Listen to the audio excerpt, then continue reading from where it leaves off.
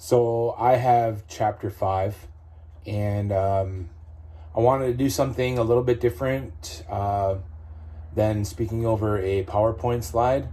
And so I brought a few friends along to help me along. And so chapter 5 is control of culture, federally produced bilingual materials. And this is the time period between 1936 and 1954.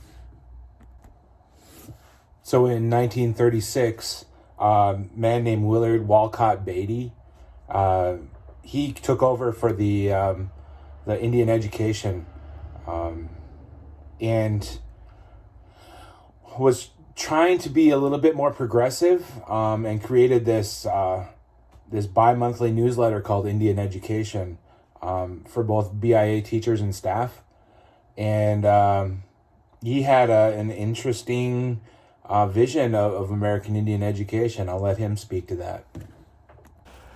It should not require Native people to sacrifice racial pride or identity, but assist them to master the intellectual and manual skills, as well as the necessary elements in cultural behavior to successfully transition into white society. So during his tenure, he started allowing Native languages to be taught, and really it was they in their mind, in their thinking, according to the book, it was really about creating an avenue for the English language to be taught, to accelerate the learning of the English language.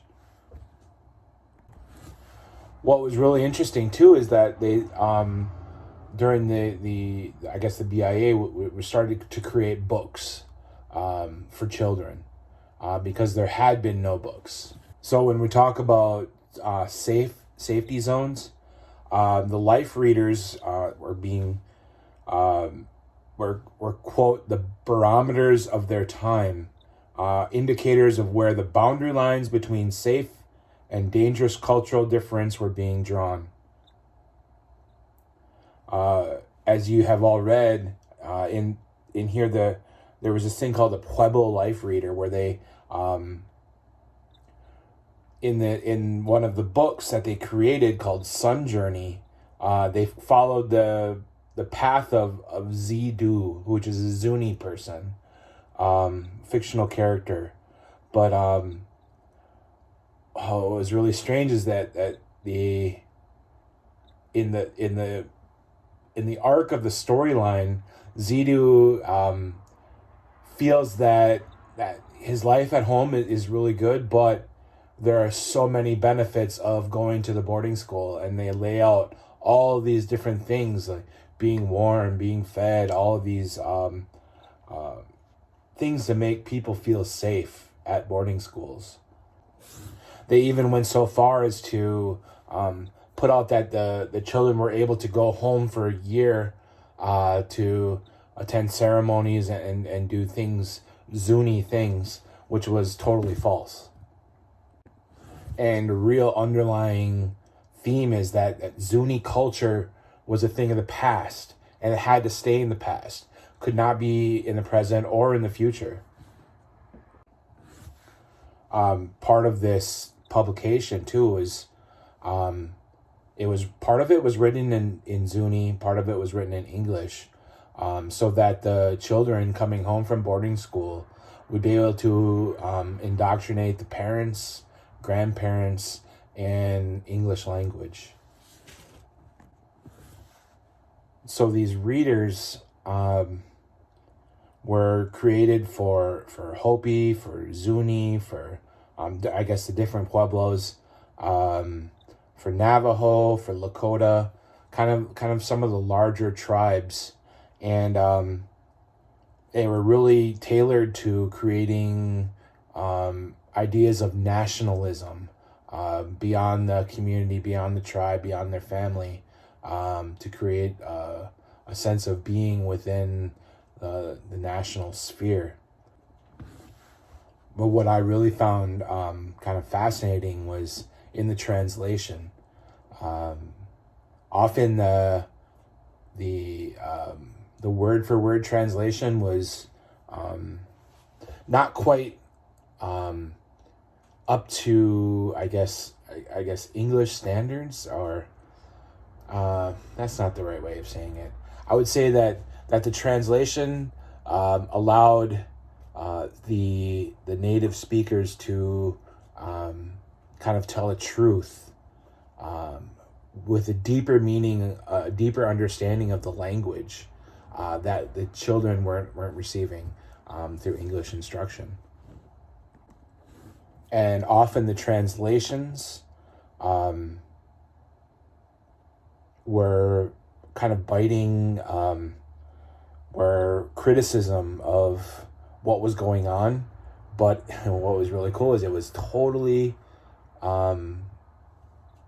English readers, English speakers would have no idea what was going on.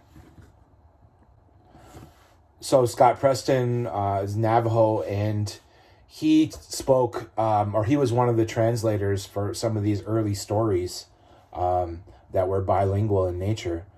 And he has an understanding of storytelling that we still have today and that we share often, and we'll let him speak on that. From time immemorial, the old men have always told their grandchildren about things, and that is the way the traditions have been passed down. They tell short parts of stories as they keep the evening fires going. The stories are told so the people will develop their minds. So on page 113, they say that the possibilities to remain an Indian, articulated decades earlier in the Merriam Report and implemented, however incompletely, in federally controlled bilingual materials in the 1940s, were being appropriated and recreated by Hopi, Navajo, and other dedicated Native parents, educators, tribal leaders, and activists. In local places and local ways, they set the stage for more sweeping national trends in the coming decades. And that ends that chapter. So, chapter 6. Turn the page. Indigenous, bilingual, bicultural education and challenging the safety zone. In 1887, then Commissioner of Indian Affairs John D.C. Atkins said this: Nothing so perfectly stamps upon an individual a national characteristic as language. No Indian pupil would be permitted to study any other language than our own, the language of the greatest, most powerful, and enterprising nationalities beneath the sun.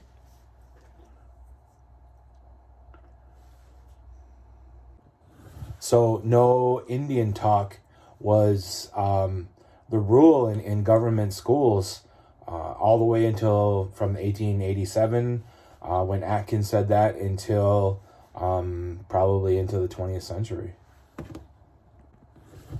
And so this chapter starts talking about kind of like brutality of taking the language away from us, from our people, from Indian people. And these are all things that we have all studied in classes before this and in life. So I will not go over that too much because we all know it already. So in the 1970s, during Nixon's administration, his Commissioner of Indian Affairs, Louis Bruce, outlined the plans to implement the president's message to Congress. And he said this: For Indian educational programs to become truly responsive to the needs of Indian children and parents, control of those programs should be in the hands of the Indian communities. So the first school that they mention in the book is Rock Point. And what Rock Point does is they decide that the first language, it was in Navajo country, the first language that they were going to teach would be Navajo. That English would be secondary to that. The second school, Rough Rock, also Navajo community school, the authors highlight the teacher turnover, curricular and financial instability. And the quote on page 122 to 123, these conditions are directly linked to the economic and political marginalization of indigenous communities and to institutional arrangements that make reservation schools dependent for their survival on fluctuating federal programs, policies, and funds. This is exactly what we are facing today. However many years later, 60 years later. That's crazy. And so the third school is Peach Springs. And they are Hualapai, which is kind of near the Grand Canyon. And they talk about how the Rough Rock and Rock Point were built out of community needs, distinct circumstances, and resources. And this is also the case at Hualapai. So in 1975, there's only one certified Hualapai teacher. And her name is, and I'm going to say this probably wrong, Lucille Jackson Wadahomiji. Hopefully I said that right. And she said this. Finally, one brave little boy asked me in Hualapai, like this, teacher? I began teaching the students in Hualapai, even though the principal had forbidden it. So, I mean, she has the heart to do this kind of work. And